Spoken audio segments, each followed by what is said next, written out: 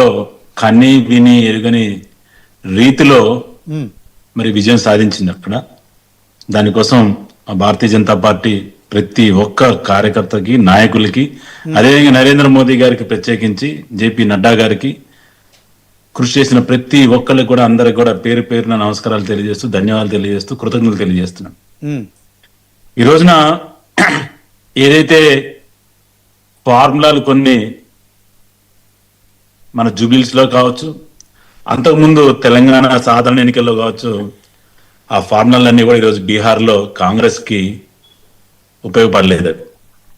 కొన్ని ఆయుధాలు ఉంటాయి మనకి, మన పురాణాల్లో చెప్తుంటారు, ఆయుధాలు ఒక్కసారే పనిచేస్తాయి, రెండోసారి పనిచేయవు. అటువంటి అనేక ఆయుధాలని, వజ్రాయుధాలు ఏం పనిచేయలేదంటారా అక్కడ? వాడేశారు, ఒకసారి పనికొస్తాయి. అంటే ఒకసారి కర్ణాటకలో ఆయుధాలు మన దాంట్లో కొన్ని ఆయుధాలు మనం పురాణాలు ఏం చెప్పారంటే ఒక్కసారి అది కూడా మంచిగా వాడమన్నారు. ఉన్న ఆయుధాలన్నీ వాడేసి కాంగ్రెస్ వాళ్ళు. అక్కడ కూడా ఈరోజు చూసాం కదా, మరి దేశం మొత్తం కాబోయే ప్రధానమంత్రి అని రాహుల్ గాంధీ గారు చెప్పుకుంటుంటే ఈరోజు రాహుల్ గాంధీ ఎక్కడున్నారు కనబట్టలేదు. ఈరోజు మన తెలంగాణలో అయితే కొన్ని తోక పార్టీలు అయితే ఉన్నాయి, ఒకప్పుడు కమ్యూనిస్టులు, మన సిపిఐ సిపిఎంలు ఏదైతే ఒక స్థాయికి దిగబడిపోయినాయో, అంటే వాళ్ళ చంకన చేరితే గానీ ఒకటో రెండో సీట్లు ఇస్తే గానీ గెలిచే పరిస్థితి లేదు సిపిఐ సిపిఎంది.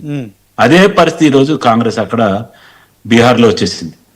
కాబట్టి దీనివల్ల ఏమర్థం అవుతుందంటే ప్రజలు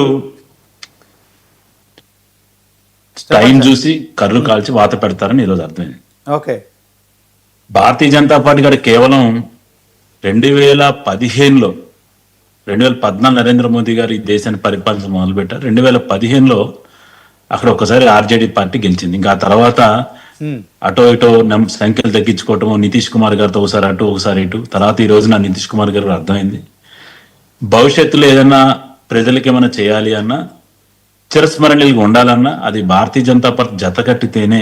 ఒకప్పుడు త్రికోణ పోటీలు ఉండే బీహార్ ఈరోజు ఓన్లీ కేవలం 2 ఉంటే, అంటే ఇంతకు ముందు అటు భారతీయ జనతా పార్టీతో ఉంటే సార్ వాసుదేవరావు గారు, కాంగ్రెస్ బీజేపీ మాత్రమే ఉండాలి, అది కేంద్ర. ఇంతకుముందు మనం జాతీయ స్థాయిలో అనుకున్నాం, కానీ ఇప్పుడు రాష్ట్రాలలో కూడా మీరు కూటములు కట్టి మొత్తానికైతే 2 మధ్య పోటీ అనేది చేస్తున్నారు. దాంట్లో నరేంద్ర మోడీ మ్యానీ అని అయితే కాదు, భారతీయ జనతా పార్టీ ఇప్పుడు కూడా కుటుంబ పార్టీలకి అగనిస్ట్. ఏదైనా సరే అది రేపు జాతీయ పార్టీ అయినా డిపాజిట్లు ఉండాలి కదా. జాతీయ పార్టీ అయినా ఈరోజు సంఖ్య ఎంత ఉందో మనకు తెలుసు, ఎన్ని రాష్ట్రాల్లో ఉందో మనకు తెలుసు. ఎప్పటికైనా ఒకటే గుర్తుపెట్టుకోండి, ఎప్పుడైతే ఒక కుటుంబ రాజకీయాల్లోకి దిగజారిపోతే ఒక పార్టీ, ఖచ్చితంగా ప్రజలు కొన్ని సెంటిమెంట్లతో కొన్ని పార్టీలు కొన్ని రోజులు మనుగడ సాగిస్తాయి, కానీ ఆ తర్వాత అది కాలగర్భంలో కలిసిపోతుంది. ఎప్పుడైతే మీరు ఆ చట్టం నుంచి బయటకు వచ్చి ప్రజల గురించి ఆలోచించి తన పార్టీలో వాళ్ళ పార్టీలో కూడా ఎవరైతే నిజమైన అర్హులు ఉన్న వాళ్ళని అందరం ఎక్కిస్తే, ఈ రోజు మనం చెప్తున్న భారతీయ జనతా పార్టీలో రేపు పొద్దున నెక్స్ట్ జాతీయ అధ్యక్షులు ఎవరైతే మీరు ఎవరు చెప్పలేరు, ఎవరికి ఎవరు చెప్పలేరు. కానీ మిగిలిన అన్ని పార్టీలు మీరు చెప్పగలుగుతారు, నేను పేర్లు తీయాల్సిన అవసరం లేదు. మీరు పార్టీ పేరు చెప్పండి, నెక్స్ట్ ఎవరు అవుతారో నేను చెప్తాను, నేను రాసిస్తాను. కానీ భారతీయ జనతా పార్టీలో ఎవరు చెప్పలేదు, అసలు ఎవరు ఎప్పుడు అవుతారో కూడా తెలియదు, ఎక్కడ అవుతారో కూడా తెలియదు. తెలంగాణ గురించి ఏం చెప్తారు సార్? తెలంగాణలో ఇప్పుడిప్పుడే ప్రాంతీయ పార్టీ నుంచి బయటపడి, అది కొన్ని కారణాల వల్ల కావచ్చు, ప్రజల అభిష్టం, అది మాకు రావాల్సింది. ఈ రోజున కాంగ్రెస్ పార్టీ అధికారంలోకి వచ్చింది. వాళ్ళు కూడా మరి ఏదైతే హామీలు ఇచ్చారో, గ్యారంటీలు ఇచ్చారో, ఇంతకుముందు పెద్దలు కూడా చెప్పారు, బీఆర్ఎస్ పెద్దలు 6 గ్యారంటీలు, ఒక 420 హామీలు. వాటన్నిటి కూడా చేరిస్తే మంచిదే. ఎవరు చేసినా ప్రజలకు మంచి చేస్తే ఎవరైనా సరే మేము స్వాగతిస్తాం. మేమే చేయాలని ఏం లేదు, మాకంటే బాగా చేస్తే కూడా స్వాగతించే పార్టీ భారతీయ జనతా పార్టీ. ఈ రోజున చెప్పండి. Okay sir, okay. మొత్తానికైతే బీహార్ విజయంతో మీరు పొంగిపోతున్నారు, తెలంగాణలో జూబ్లీస్ దాంతోనైతే కుంగిపోవట్లేదు, అంతే కదా?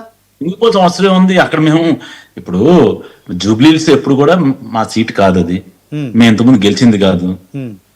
మేము కానీ strength is life, weakness is death అని స్వామి వివేకానంద చెప్పారు. మొట్టమొదట నీ మీద నమ్మకం ఉండాలి, నీకున్న శక్తియుక్తులు పోరాటం చేయాలి. చెప్పండి, ఏమంటారు? జూబ్లీహిల్స్లో ఇప్పుడు మీరు స్ట్రెంతనా వీక్నెస్ మీదేంటిది? నేను చెప్పేది మీరు మొత్తం పూర్తి చేయండి. నేను ఏం చెప్తున్నానంటే మనిషికి ముందు తన మీద నమ్మకం ఉండాలి, పార్టీ నడిపించే పెద్దలకి దాని మీద నమ్మకం ఉండాలి. ఓకే. గెలుస్తామా ఓడుతామా, ముందే ఓడిపోతామా, మన జూబిల్స్ మంది కాదు, కాంగ్రెస్ ఆల్రెడీ ఎంఐతో పొత్తు అంటే నేను ఎందుకు అంటున్నా సార్, నేను ఎందుకు అంటున్నా అంటే అస్త్రశస్త్రాలు ఎప్పుడు వదలు. నేను ఒక యుద్ధంలో ఏంటంటే చివరి వరకు పోరాటం సైనికుడు అండి. చచ్చిపోయాడు గారు, ఆ చచ్చిపోతారు ఎందుకు పోరాటం చేసినంటే అది పొరపాటు. భారతీయ జనతా పార్టీ ప్రతి ఒక్క నాయకుల కార్యకర్తలు ఉన్న పోరాటం పట్టిమ అదే. అరే మాకు ఉన్నది 25,000 ఓట్లు, అంతకుముందు వచ్చింది 25,000 నుండి 1,50,000 ఓట్లకి ఎట్లా వస్తామనేది కాదు, వస్తాము అని ప్రయత్నం చేస్తాం. ఓకే. కాలంలో ప్రతిసారి మేమే గెలవాలి లేదు, ప్రతిసారి ఓడిపోవాలి లేదు. గెలిస్తే మేము అంటే గొప్పని కాదు, ఓడిపోతే మేము తక్కువని కాదు. ఇది by poll election, by elections ఇవి. బై ఎలక్షన్స్ జనరల్ గా కూడా అధికార పార్టీకి అవకాశాలు ఎక్కువ ఉంటాయి. ఎందుకంటే వాళ్ళ దగ్గర యంత్రాంగం, మంత్రాంగం, పోలీస్, ఎవ్రీథింగ్ వాళ్ళ చేతిలో ఉంటుంది. తర్వాత బిఆర్ఎస్ పార్టీ ఒక మాగంటి గోపీనాథ్ గారు కాలం చెందటం, వారి సతీమణి తీసుకురావటం, ఇంత గత మూడు పర్యాలుగా బిఆర్ఎస్ పార్టీయే అక్కడ అంటే ఎమ్మెల్యేగా ఉంచింది. మరి ఈ రోజు అంతకుముందు కాంగ్రెస్ పార్టీ ఆ యొక్క జూబ్లీహిల్స్ ని పరిపాలించింది. అంటే 14 అయితే ఆయన టీడీపీలో గెలిచి తర్వాత ఇటు వచ్చినట్టున్నారు. ఆ తర్వాత బిఆర్ఎస్ మీ గెలిచారు, మళ్ళీ మూడోసారి బిఆర్ఎస్ మీ గెలిచారు. 3 సార్లుగా వారు ఎమ్మెల్యేగా ఉన్నారు. కాబట్టి అక్కడ వారికి లోకల్ గా వారి మీద ఎంతో కొంత మంచి వచ్చేడో పట్టు అయితే ఉంటుంది కార్యకర్తలతో.